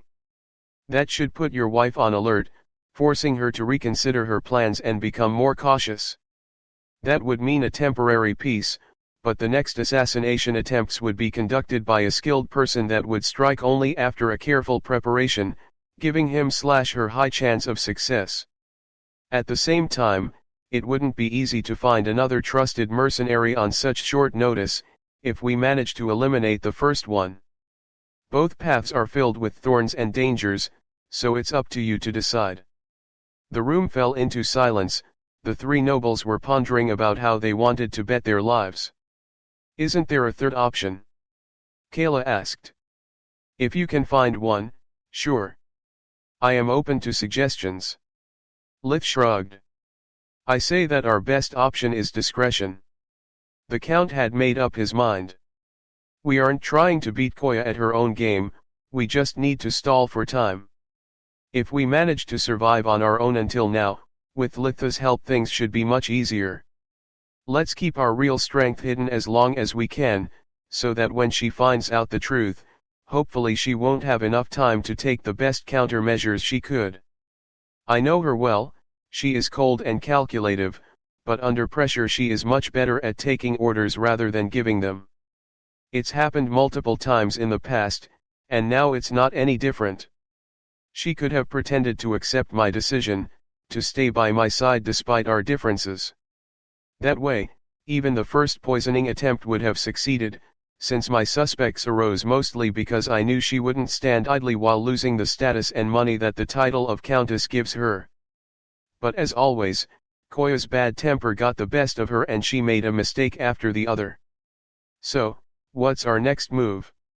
Until everything is resolved, don't hire new servants, it's too risky. Lith said. Aside from that, there is not much we can do, we are still on the defense. The only thing that comes to my mind is to introduce me to your staff, one small group at the time. Those who are still loyal to you will look at me with curiosity and benevolence, while those who are your wife's payroll may feel pressured and lose their cool. It's a long shot, but it's better than nothing. Litha's plan was actually more complex than that, but it wasn't something he could share. Between his life vision and solus mana sense, he would take note of everyone whose physical strength exceeded their occupation requirements or had at least a yellow mana core. Our best bet would be a male, middle-aged with a strong body and mana core. It would make the perfect suspect. Lith thought. Why a male? Solus asked. Because men are physically superior, even in this world. A woman would better suit a honey trap, but we already know that the Count doesn't fiddle with maids. Middle-aged because it should be someone the Countess planted long ago, to let him gain the trust and authority necessary to freely move in the manor. And a strong mana core would be a great tell for a hit man. I doubt anyone with enough talent for magic would settle for a manual labor job without a really good reason. Also, if something magic-related happens, it would be the perfect diversion, since women would always be the prime suspects, being naturally more talented. When the Count had told him to have fired half of the staff, Lith had deluded himself into believing that would make things easier for him to control. But reality begged to differ.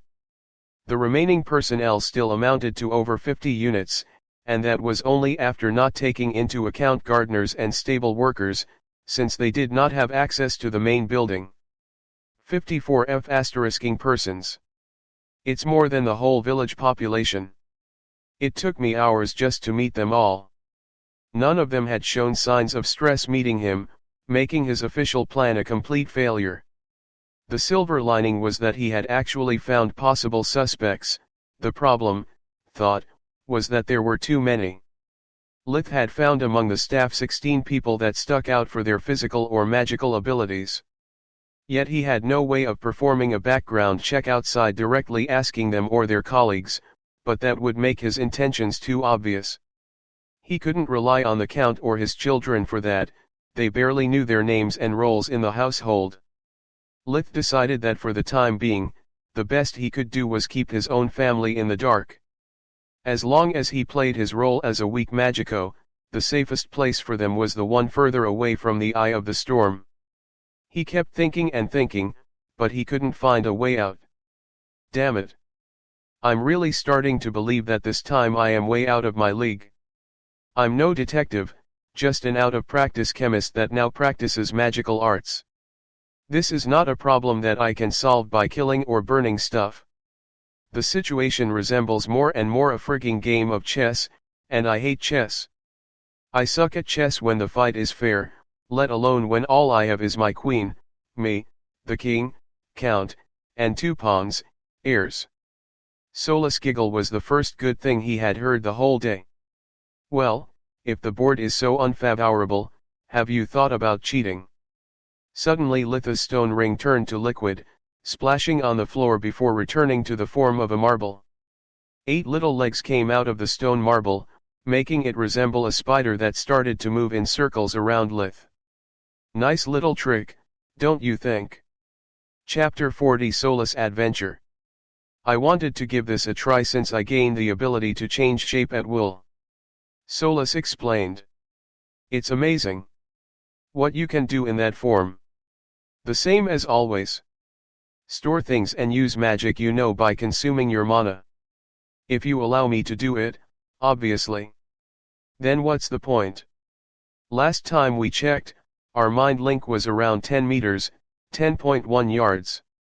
Sure, I could plant and use you as a bug, but then I would need somehow to retrieve you without raising suspicions. How far can you move on your own? We are about to find out. Solus started moving fast, first on the floor then up the wall, until she reached the ceiling. Then she moved on the opposite side of the room, putting 5 meters, 5.4 yards, between them. So far so good. I feel I can move even further. Lith opened the door of his room, checking with life vision that there was no one hidden in some corner or behind a secret passage he was unaware of. Then he let Solus get further away from him. She kept humming the entire time, making possible to Lith to determine how the strength of their mind link changed with distance. At 10 meters, 11 yards, it was perfectly clear, like she was still on his finger. After 20 meters, 22 yards, it became muffled. He could still share her senses and communicate with her, but it required focus. At 30 meters, 33 yards, her thoughts were barely a whisper. I don't feel so good, I'm afraid that this is my limit. If I get any further, I won't be able to receive your mana anymore and I will begin to consume my life force in order to move. My reserves are not depleted as when you first found me, but the idea of being all alone, bleeding energy at every step frightens me quite a bit. Lith could understand her fear. She had already got very close to death once, and in order to survive, Solus had to pay a terrible price. If mana is the problem, let's see if I can do something about it. Lith created a string of mana with spirit magic, and used it to connect to Solus. Suddenly everything was clear again, he could even feel her little body perform a joyful dance. Solus was able to proceed swiftly until the distance between them was 50 meters, 54.7 yards, the new limit of spirit magic's range. Sending her mana over a further distance required increasing focus and energy consumption on Lith's side.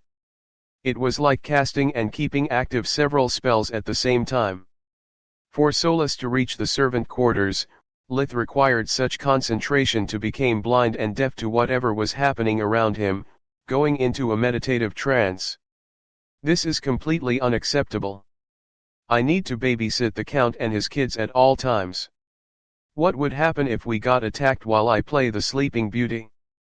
Not to mention, how can I possibly explain to the Count my narcolepsy without either losing his trust or revealing Solus' existence? Lith tried to open his eyes, to listen with his own ears instead of using Solus' senses. It didn't come easy. It was like pushing a car uphill, the slightest mistake and he would be back to square one.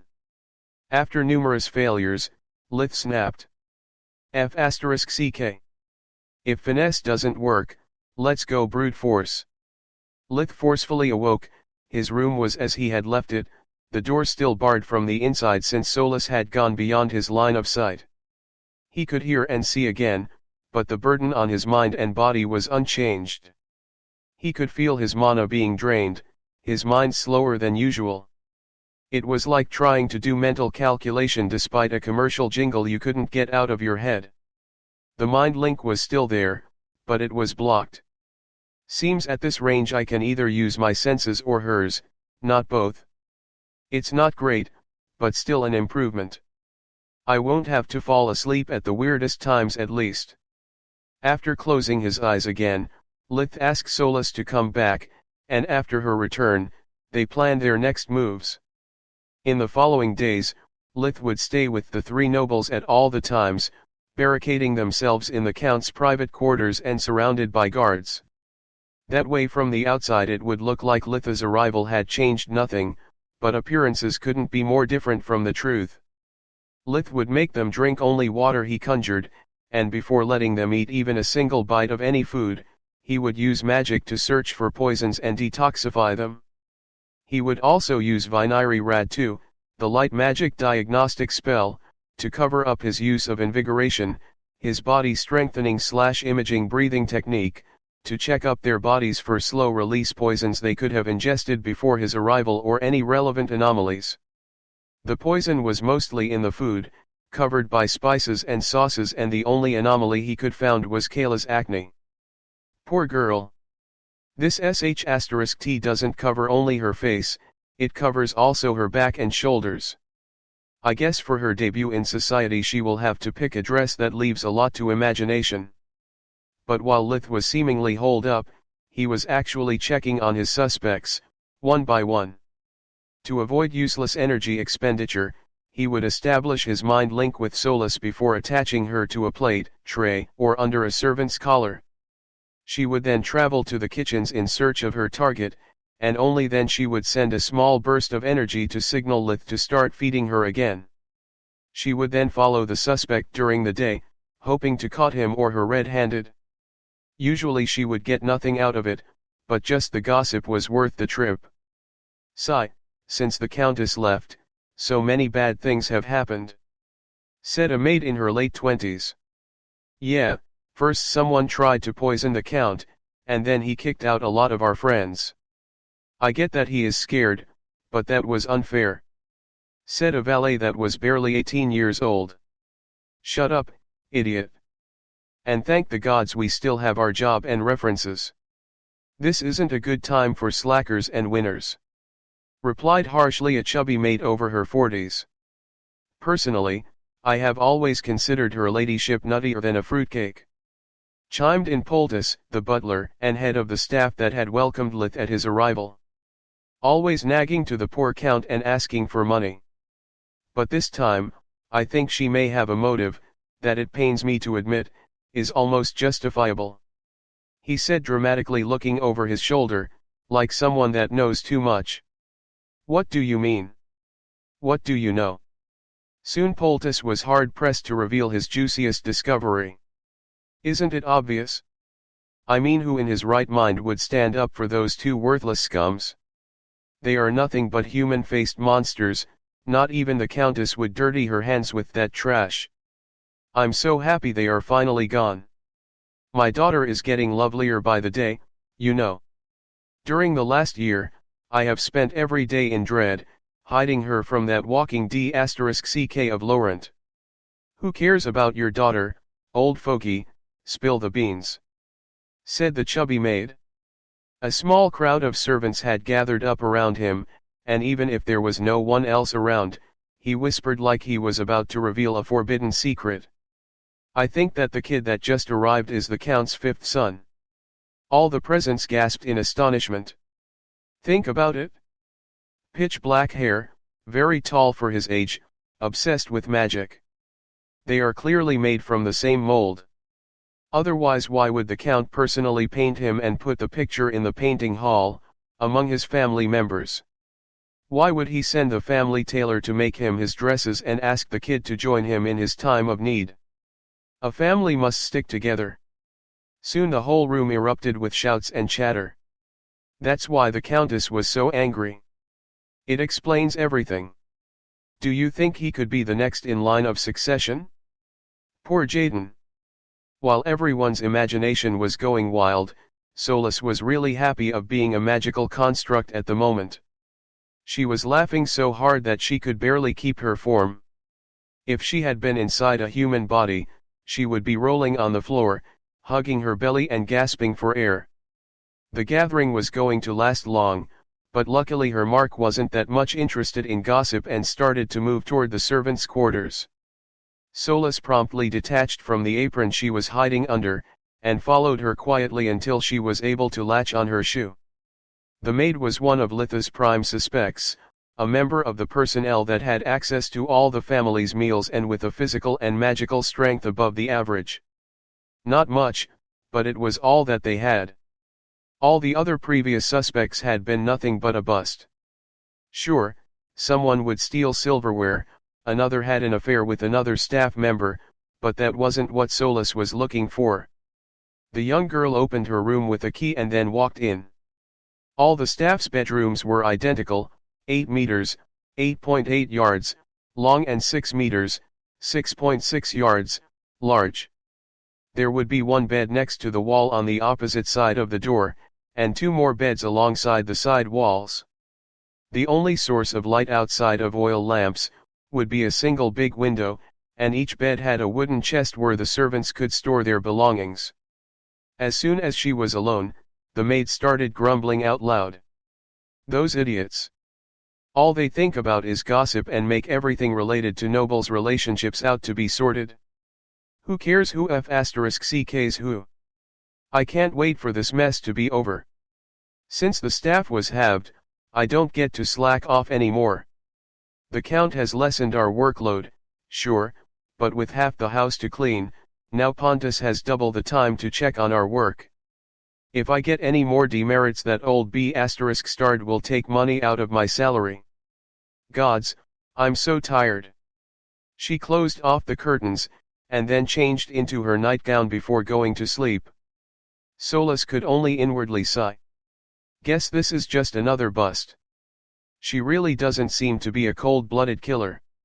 She is really cute, though, especially without all those baggy clothes on. I wonder if hers is the body type Lith likes, or if he will indulge on these images. She chuckled. Guess not. Based on his memories, it's too soon for his body to have those urges, and his mind couldn't care less.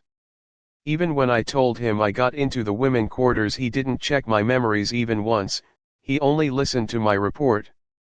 Solus used the hush spell to prevent any noise to wake up the sleeping maid, adding a touch of dark magic to turn the room pitch black.